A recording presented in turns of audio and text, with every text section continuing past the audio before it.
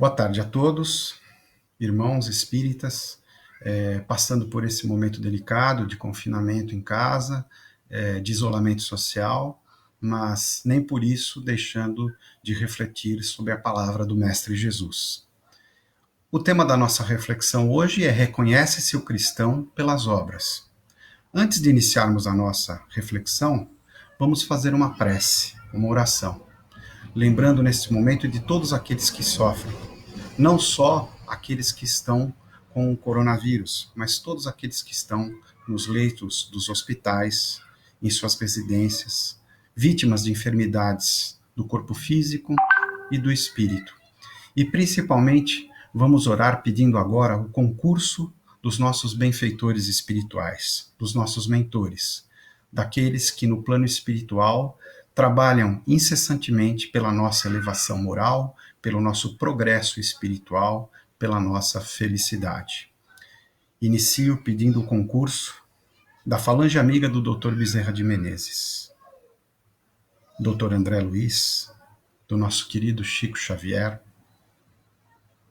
Meimei, Eurípides Barçanufo, Cairbar Schüttels e tantos outros que dedicaram suas vidas à divulgação do espiritismo, à causa espírita, à causa do cristianismo.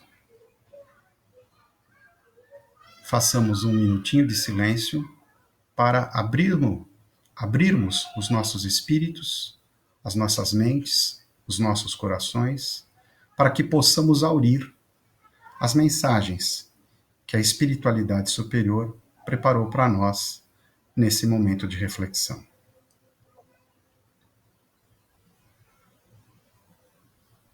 Iniciaremos com a oração que o próprio Mestre dos Mestres, nosso Senhor Jesus Cristo, nos ensinou. Pai nosso, que estais nos céus, santificado seja o vosso nome. Venha a nós o vosso reino, e seja feita a vossa vontade, assim na terra como no céu. O pão nosso de cada dia nos dai hoje. Perdoai-nos as nossas dívidas, assim como nós perdoamos aos nossos devedores. E não nos deixeis cair em erros e tentações, mas livrai-nos de todo o mal. Que assim seja, graças a Deus, graças a Jesus. Iniciamos de uma maneira especial, lembrando que nós precisamos fazer um esforço muito grande nesse momento para mantermos a nossa calma e a nossa lucidez. Estamos sendo provados, duramente provados. E nas provas e expiações, é mister façamos um esforço contínuo para mantermos a nossa serenidade. Iniciamos a nossa reflexão com as sábias palavras do apóstolo Tiago, que muito bem nos lembra que a fé sem obras é morta em si mesma.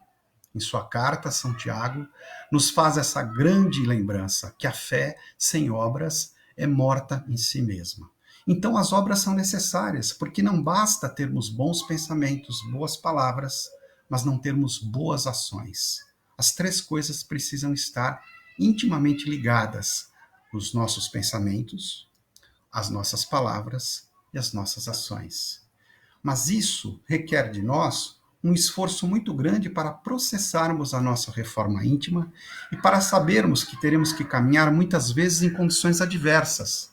O próprio Chico Xavier nos lembra muito bem, na sua vastíssima obra de mais de 500 livros publicados, traduzidos para mais de 20 idiomas, que, se ele, Chico Xavier, fosse esperar condições ideais para começar o seu trabalho de evangelização, ele jamais teria começado.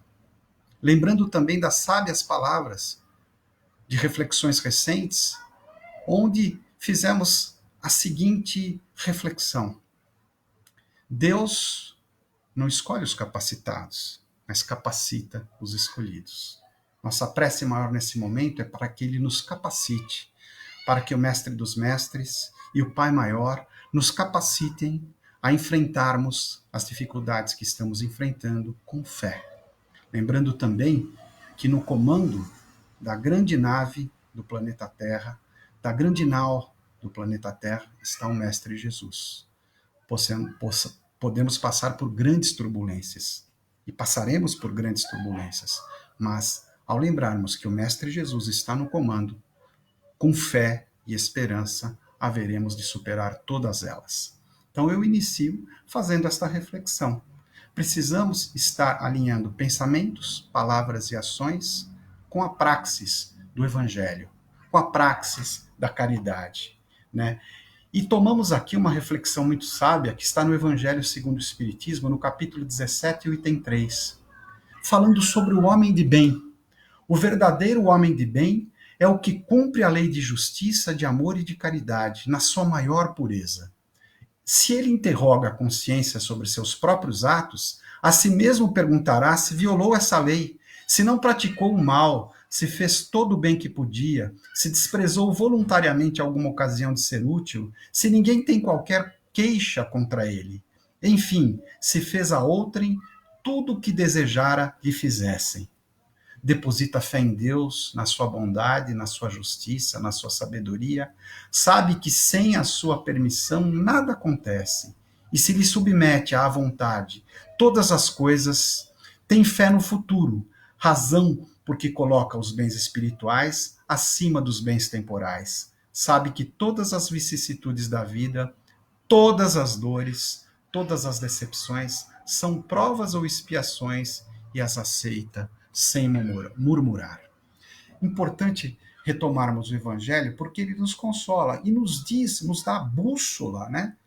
Que nesse momento precisamos seguir, o caminho que precisamos seguir, a bússola que nos indica o caminho a seguir, que está exatamente na nossa elevação espiritual, na praxis efetiva da caridade, né, que é a que nos recomenda o Evangelho segundo o Espiritismo, no 15º capítulo, quando diz que fora da caridade não há salvação.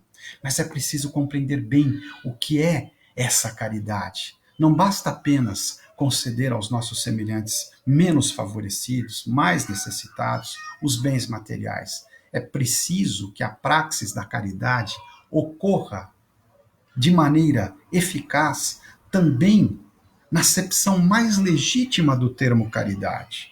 Muitas vezes, para quem tem condição financeira boa, conceder bens materiais é muito fácil. Nós podemos nos recordar aqui da parábola do óbolo da viúva, que colocou, né, no ambiente de doação uma moedinha, que era tudo que ela tinha, enquanto que outra pessoa, muito rica, muito abastada, depositou uma grande soma, muito maior do que a quantia, do que a moedinha que a velhinha havia colocado à disposição daqueles que necessitavam das doações. Mas Jesus questiona quem deu mais. E é obviamente que a gente sabe que ali vem a resposta clara do Mestre. Deu mais aquele que deu tudo aquilo que tinha para dar. Retomando aqui Tagore, um dos grandes místicos de toda a humanidade, quando diz que embora um copo d'água baste a um sedento, o rio se doa por inteiro, por isso ele canta. E a nossa doação, como tem sido? Como estamos fazendo a nossa doação, a nossa caridade, neste momento de tantas tribulações pelo qual estamos passando? Mais uma vez, a acepção profunda do termo caridade envolve a compreensão maior do que significa realmente praticar a caridade. Temos emprestado os nossos ombros aos irmãos que necessitam chorar? Temos utilizado nossos braços para acalmar, acalentar aqueles que precisam de nós? Temos usado as nossas palavras para acalmar, incentivar e consolar aqueles que precisam do nosso consolo? E o que é mais importante, seguindo a palavra do Mestre Jesus, estamos perdoando aqueles que realmente nos ofendem? Porque é no perdão que nós conseguimos mais nos aproximar do ideal de Cristo, que do alto da sua cruz, no momento derradeiro da sua encarnação entre nós, ao invés de vociferar e praguejar contra aqueles que injustamente o condenaram à morte infamante da cruz, pronunciou as célebres palavras, até hoje refletidas por nós, e muito pouco compreendidas por nós. Pai, perdoai-os, eles não sabem o que fazem. Vejam nas palavras do Mestre a excelsitude da atitude de perdoar. Como é excelso o perdão. Nunca um homem se aproxima tanto de Deus quanto no ato e no gesto sublime de perdoar. Nunca um homem imita tanto a Jesus quanto no momento em que ele perdoa aqueles que o ofenderam e perdoa de coração. O perdão é indispensável, indispensável a todos nós. E a maior prova de que Deus nos perdoa sempre, não apenas 7 vezes, como indagou Pedro ao mestre, mas 70 vezes 7, expressão hebraica que quer dizer sempre, é a reencarnação. Apesar dos nossos inúmeros erros, a promessa feita pelo mestre em João capítulo 6, Evangelho de São João capítulo 6, eu vim para que nenhuma de minhas ovelhas se perca. Este é o meu compromisso com vocês, nos diz Jesus. Por isso a necessidade do perdão. O perdão é necessário porque a maior prova de que Deus realmente é bom e eterno é o seu amor pela humanidade. Somos filhos de Deus. E como nos lembra o mesmo João, o João apóstolo, em uma de suas cartas, Deus é amor.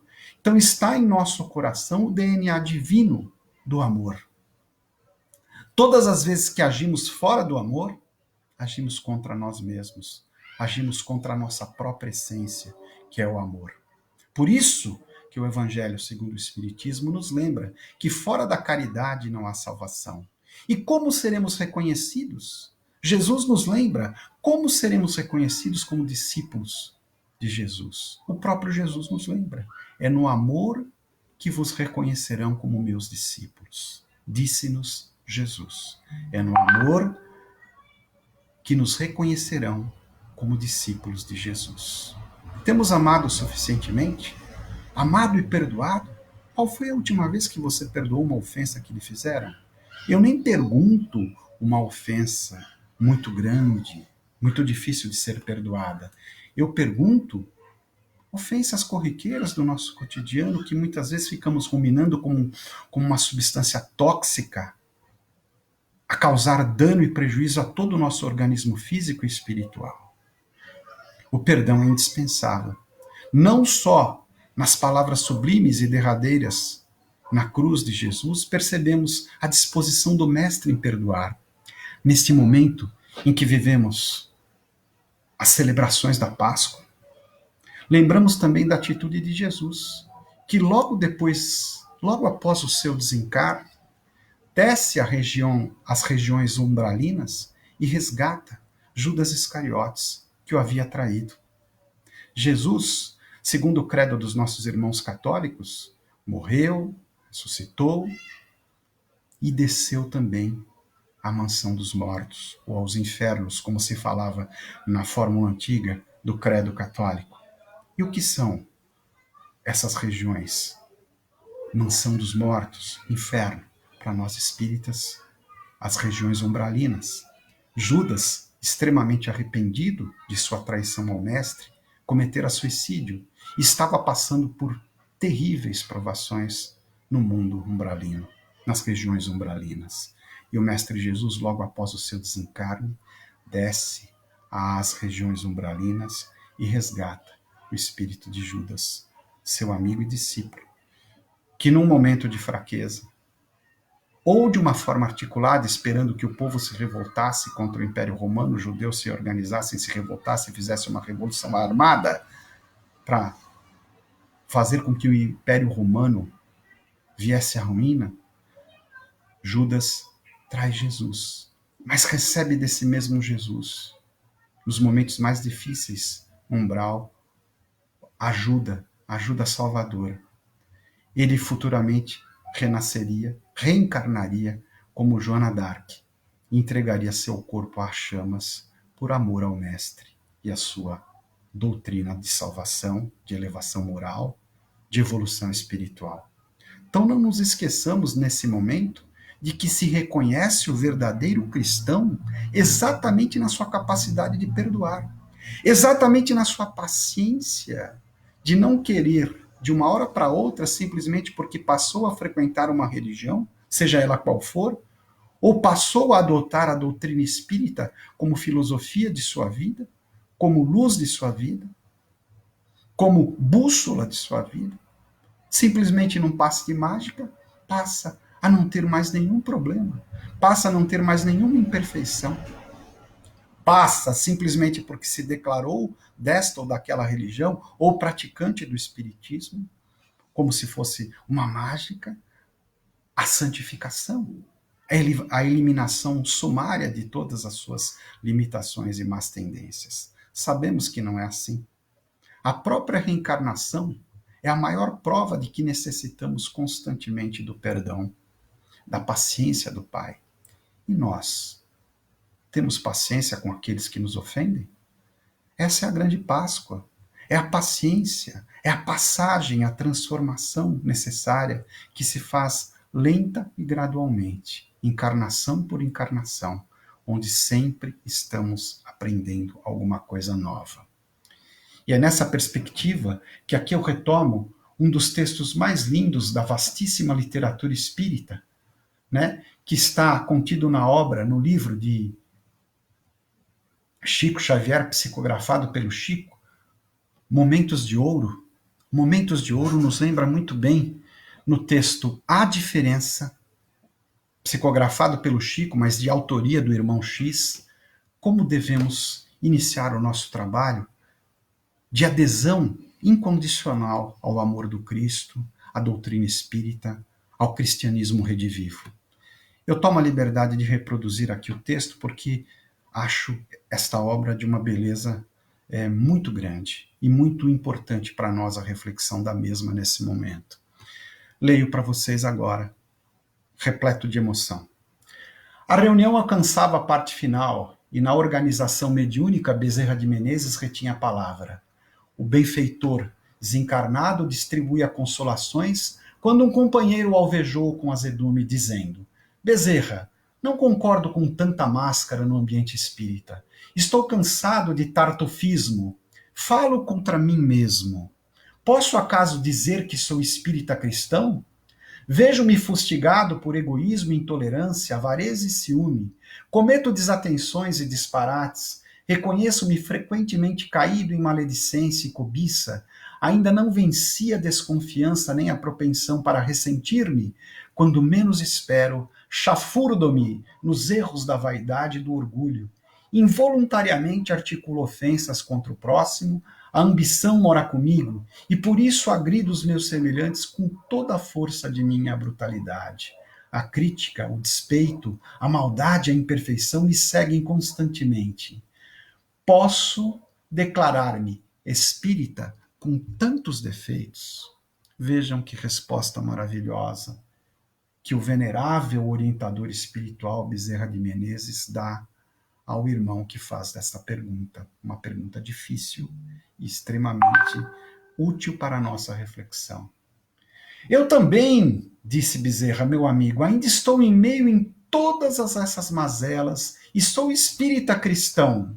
Como assim? Responde aquele que havia indagado o venerável orientador. Como assim?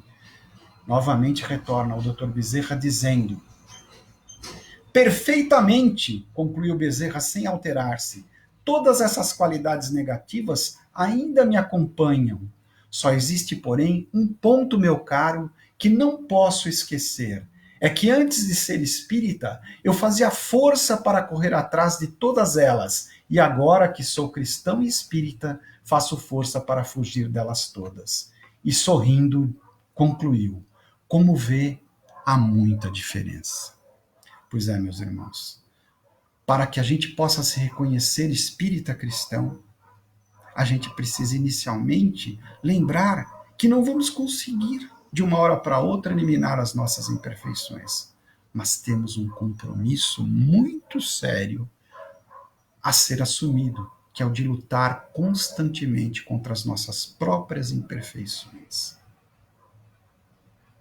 Ao acordar de manhã cedo, a gente deveria se perguntar: o que posso fazer hoje para ser um pouquinho melhor do que fui ontem? O verdadeiro cristão, o verdadeiro espírita, reconhece-se nessa reflexão constantemente. A quantas pessoas eu ajudei hoje? A quem eu estendi a mão? Quantos irmãos que estavam caídos no desespero, na falta de fé e de esperança, eu socorri no dia de hoje.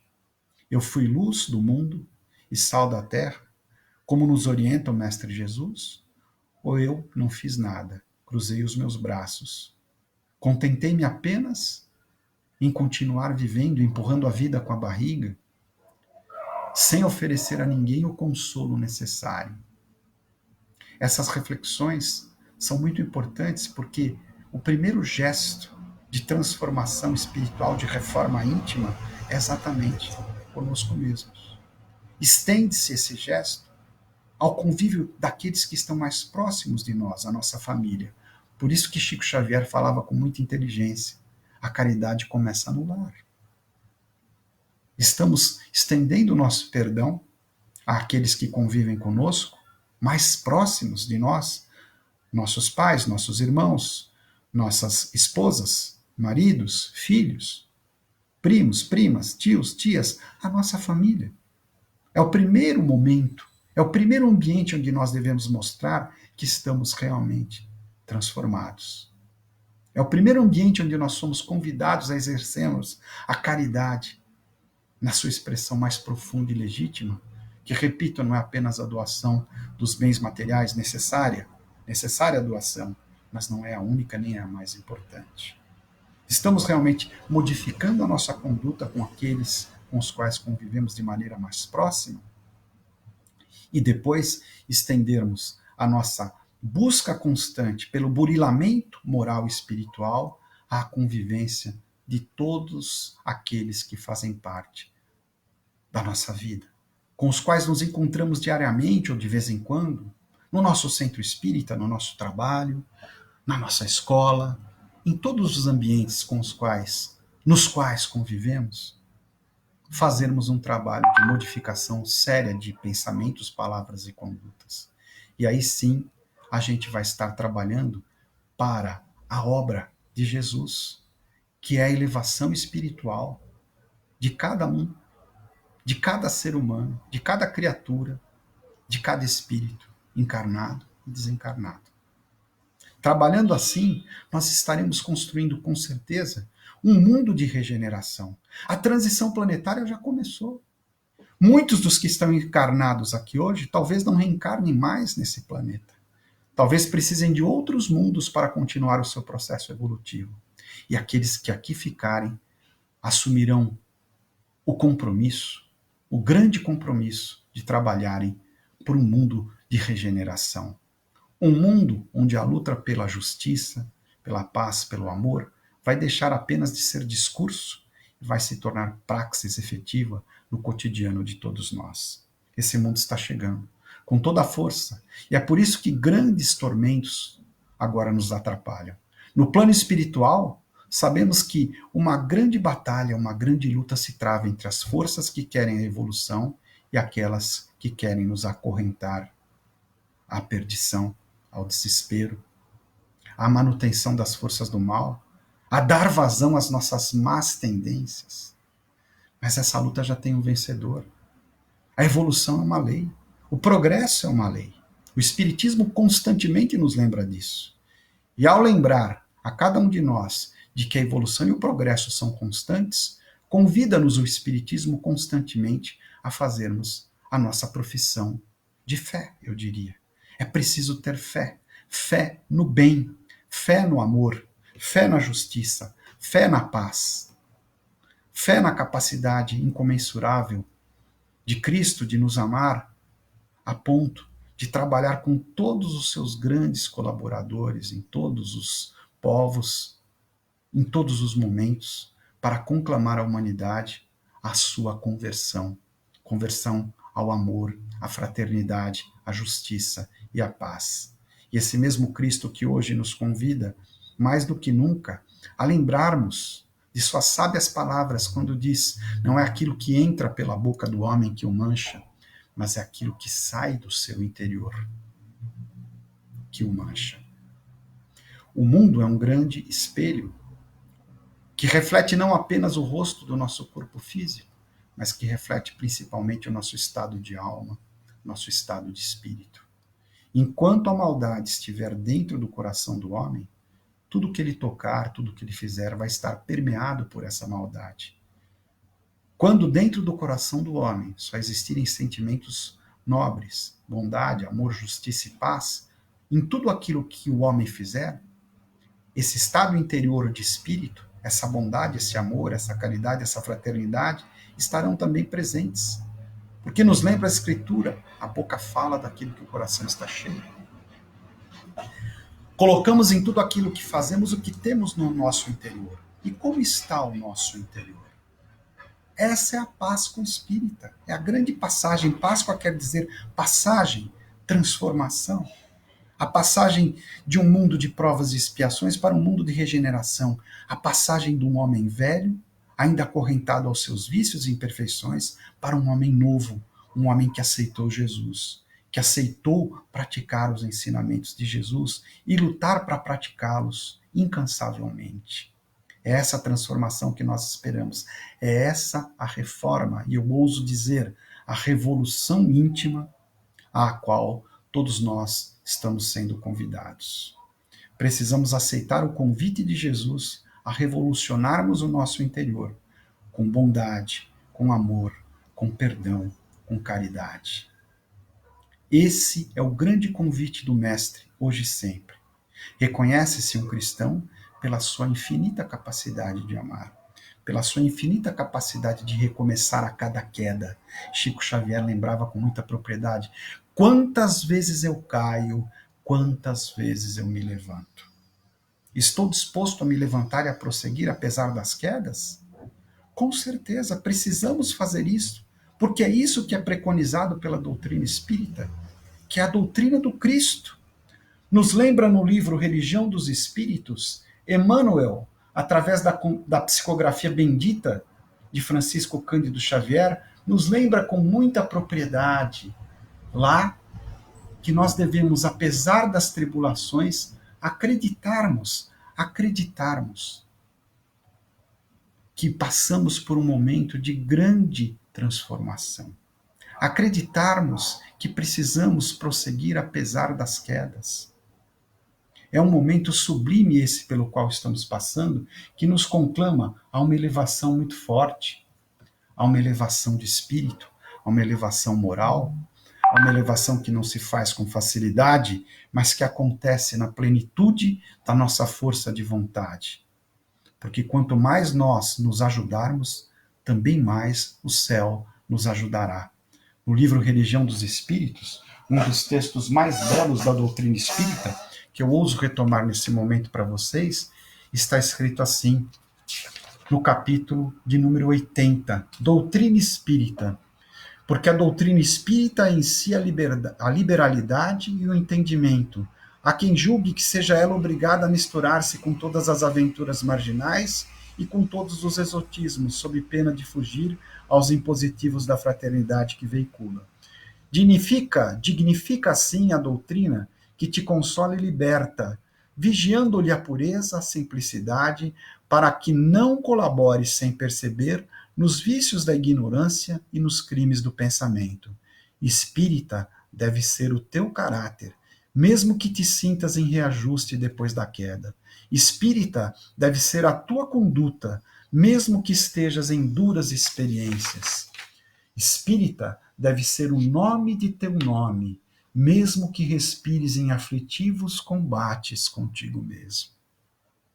Espírita deve ser o claro adjetivo da tua instituição, mesmo que por isso te faltem as passageiras subvenções e honrarias terrestres. Doutrina espírita quer dizer doutrina do Cristo. E a doutrina do Cristo é a doutrina do aperfeiçoamento moral em todos os mundos.